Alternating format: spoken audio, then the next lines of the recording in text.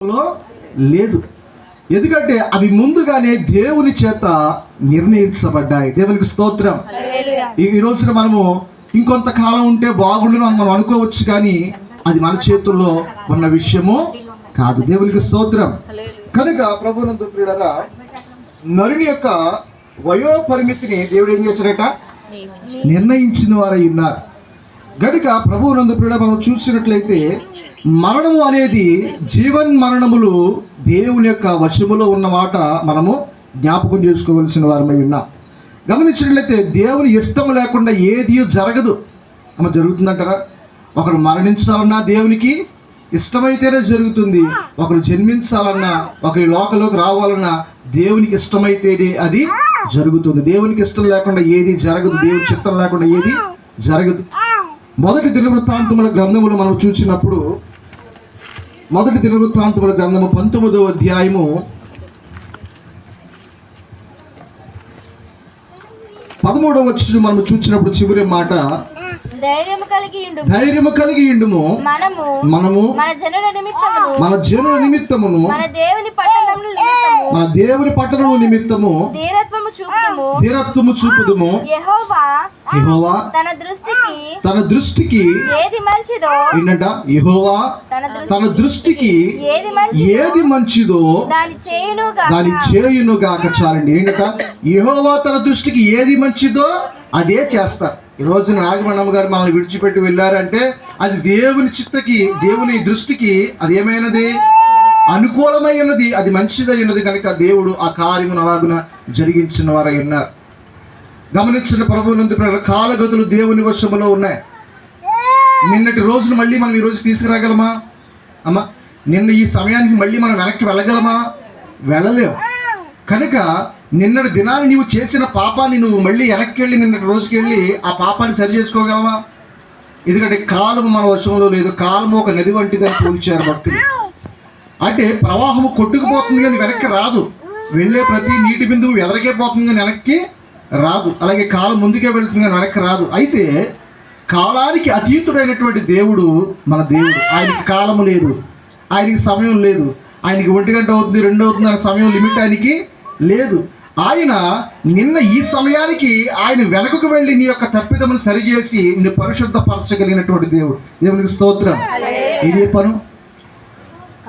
గత కాలం ముందు మీరు చేసిన తప్పును సరి చేసుకోవడానికి మీరు వెనక్కి వెళ్ళలేరు, కానీ అమ్మా ఆ సమయానికి దేవుడు వెళ్ళి నిన్ను పరిశుద్ధపరచగలడు, నీ పాపాన్ని తీసివేయగలడు. ఎందుకంటే ఆయన సమయానికి అతీతుడై ఉన్నాడు. ఆయనకు సమయం లేదు. ఆయన కాలగతులను మించిన వాడై ఉన్నారు. దేవునికి స్తోత్రం. కనుక ఈ రోజున మరణం అనేది దేవుని వశంలో ఉన్న విషయం అని మనము గ్రహించవలసిన వారమై ఉన్నాం. గమనించినట్లయితే ప్రభువునందు ప్రియులారా, ప్రసంగి రాసిన గ్రంథములో ఇక 12వ అధ్యాయము 1 నుండి 7 వచనాలు మనము చూసినప్పుడు మనము చూసినటువంటి సంగతులు ఈ యొక్క సొలొమోను గారు రాసినటువంటి ప్రసంగి గ్రంథము. ఈ సొలొమోను గారు అంటే ఎవరు అమ్మా? ఈ యొక్క సొలొమోను గారి గురించి చెప్పినప్పుడు ఈ మాట చెప్పకుండా నేను ఉండలేను. జ్ఞానము కలిగినటువంటి వ్యక్తి, పరమార్థ జ్ఞాని అయినటువంటి వ్యక్తి. ఎవరటమ్మా? దేవుని చేత జ్ఞానమును సంపాదించుకున్నటువంటి వ్యక్తి.